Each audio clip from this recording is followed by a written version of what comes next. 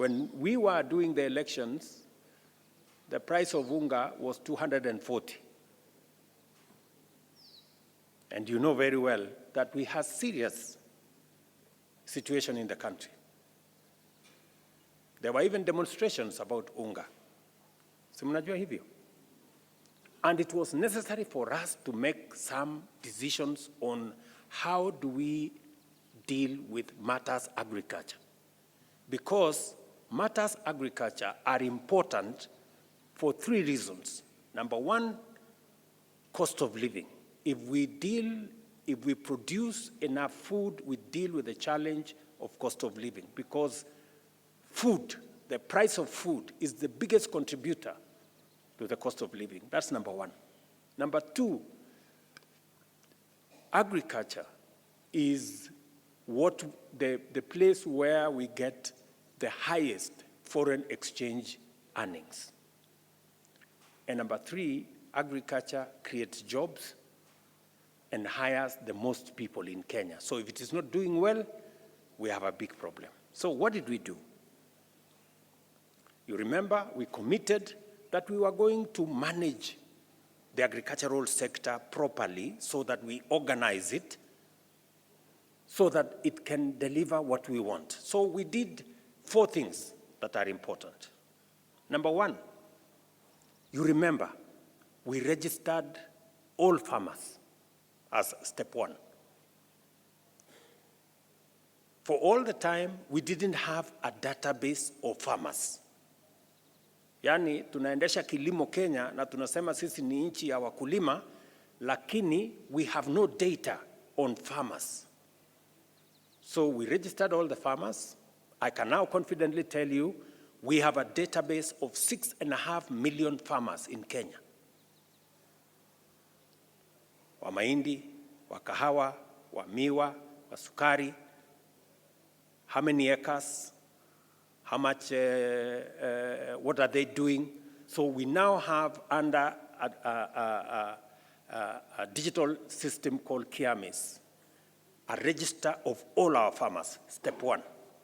Step number 2, niliwaambia tutapunguza gharama ya mbolea. We brought down the cost of fertilizer because we said we are changing from subsidizing consumption to promoting or subsidizing production. Tukahakikisha kuna mbegu ya sawa-sawa. We have had to give some money to Kenya Seed to produce high quality seed. We put money in making sure that we subsidize fertilizer. Mbolea ambayo ilikuwa shilingi 6,000, 7,000, tukateremusha chini ikakuja 2,000, 3,500 and then 2,500. Tunaelewana?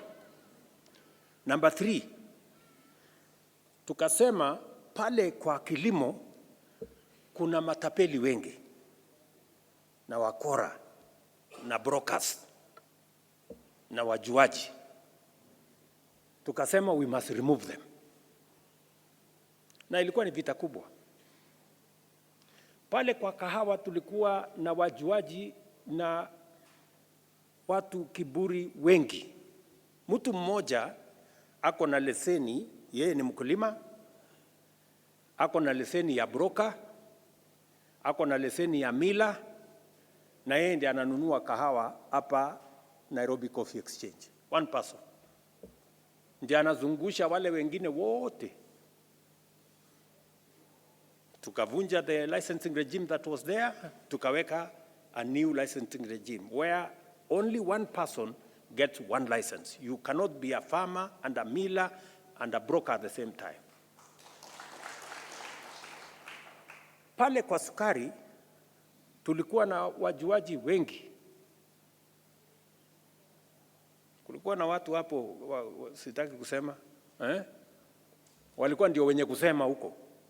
Wao ndio wanapinga, wanapatiana leseni. Yeye si official wa serikali. Lakini yeye ndiye anaamua nani anapatiwa leseni, nani hapatiwi leseni, sijui nini. Na walikuwa wamemea pembe mpaka nikafika Kakamega siku moja. Nikawaambia, nyinyi mambo ni matatu. Ama hamukusikia? Nikamwambia mambo ni matatu. Hii kiburi yenu mtatoka kwa hii mahali. Mnanielewa?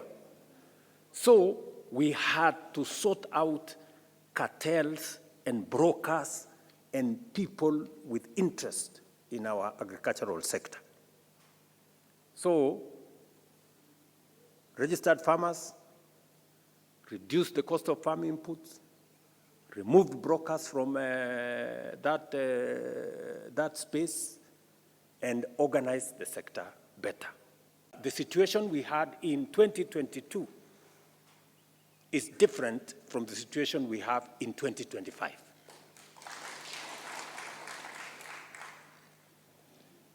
Inflation has come down from 9.6 to 4.5. Our foreign exchange reserves, has grown from $5.7 billion. Now we are at $11.8 billion, the highest in the history of Kenya. Our exchange rate, which was 165, has now stabilized for the last 1.5 years at 129 shillings to the dollar. And Kenya is the only country of the 6 that did not default. All the 5 defaulted, Kenya did not default. And if you follow economics, 2 months ago, IMF reported that Kenya is now the 6th largest economy in Africa. Nyinyi mnanielewa? It was necessary. People may have thought it was difficult, but it was necessary for us to make certain decisions so that we can stabilize the economy of our country. I can now confidently tell you that we can now plan the future with a lot more certainty because we are in charge of the economic situation of our country. We can now have a conversation about resuming roads. We now have a conversation about doing X, Y, and Z because first and foremost, the base, our economy, is stable. You cannot do anything else unless you get the numbers right. Why are we putting money in education? Because education is the greatest equalizer. It is what makes the children of the poor and the children of the rich the same. We have built 23,000 new classrooms. Correct, Waziri? We are now building 1,600 laboratories, especially in schools enye iko huko mashinani.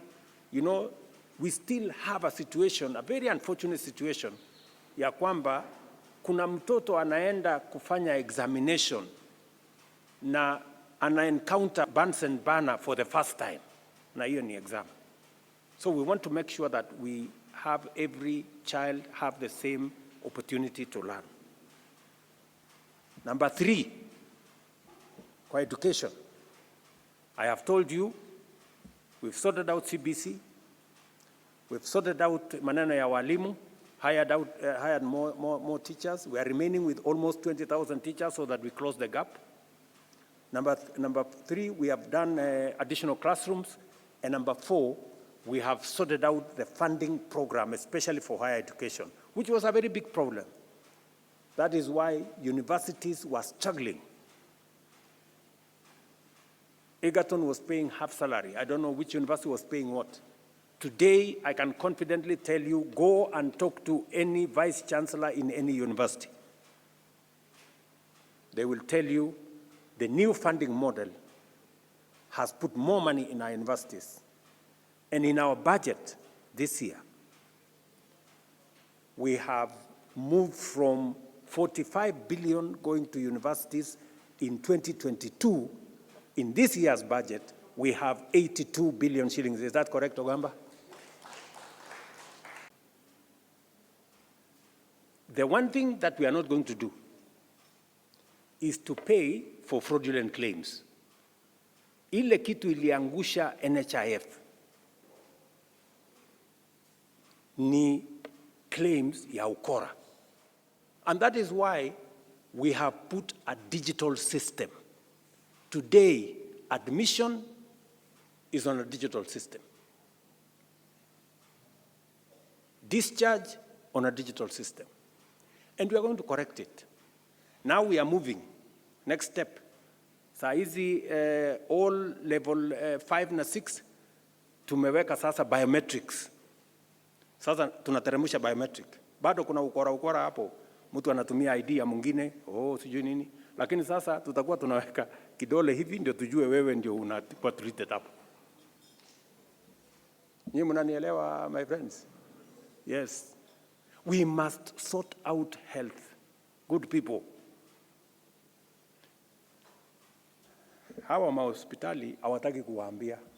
The truth of the matter is they have never received reimbursement from NHIF in the same amount today they are getting from SHA. That is the truth. As we talk today, we have paid our hospitals about 58 billion. Na bado tuko na 2 months ndio ifike anniversary ya SHA. NHIF every year used to pay between 20 and 25 billion. We are going to pay double what NHIF was paying, if not 2.5 times. Only that we are no longer paying for fraudulent claims. That one we will not do. Nataka nikubaliane na nyinyi ya kwamba leo hatujakuja hapa sana mambo ya siasa. Leo tumekuja hapa mambo ya maendeleo. Tunataka tukubaliane kwa sababu kati ya uchaguzi mmoja na mwingine hapa katikati ya muhimu zaidi ni vile tutabadilisha nchi yetu. Tutafanya nchi yetu iwe bora kuliko vile tumeikuta. Na hiyo kazi ya kufanya nchi yetu bora inafanyika kupitia kwa miradi na mipango ya maendeleo. That is how we transform a nation. Na ndio sababu mara kwa mara tunapata nafasi ya kukutana vile tumekutana. So, I want to urge you. Siasa tutaongea siku yake ikifika. Kwani siasa tumeanza juzi jameni? Si tumekuwa tukianga siasa all these years? Si for once wacheni tuongee na kupanga mambo ya kubadilisha Kenya. Ama namna gani? Yes, for once let's have a different conversation. We cannot continue having a conversation year after year about politics. Sijui nani, sijui nini, sijui nani. Sasa na nyinyi hata mkipima kweli kwa hawa watu wako hapo hiyo group, iko mtu hapo ako na agenda yote. Tumejaribu kuwauliza nyinyi mtueleze, what is your plan? They have no plan. One term, Kasongo, must go. Sasa what is the agenda you have? Agenda hawana, mpango hawana, sera hawana. Nataka niwaombe kabla hamjaenda nyumbani, kwa heshima tu, kabla hamjaenda nyumbani, nataka mupitie hapa Mukuru, mwende muone hapo Mukuru, because hapo Mukuru we have only built 13,000 units. We are going to build 10,000 units in GUSII town, so that you begin to internalize how GUSII town is going to look when you see Mukuru. Today, there are 320,000 young people working in the affordable housing program. Architects, engineers, masons, carpenters, steel fixers, nini, watu ya mkono, electricians, everybody. And by the end of this year, we will have escalated to 600,000 people. By next year, fikia June, we will have 1 million people working in the housing program, including the ones who will be working hapo Kisii kwa hiyo kiwanja ya prison. Mnanielewa? I told you, jobs are created, they don't happen. So that's why housing is important. Today, we are building houses, we are building markets, we are building hostels, and this country is going to change. The largest housing development in any town in Kenya today is affordable housing. In any town, Mandera, Garissa, Mombasa, Nairobi, Eldoret, Kiambu, wherever. The largest housing development is affordable housing.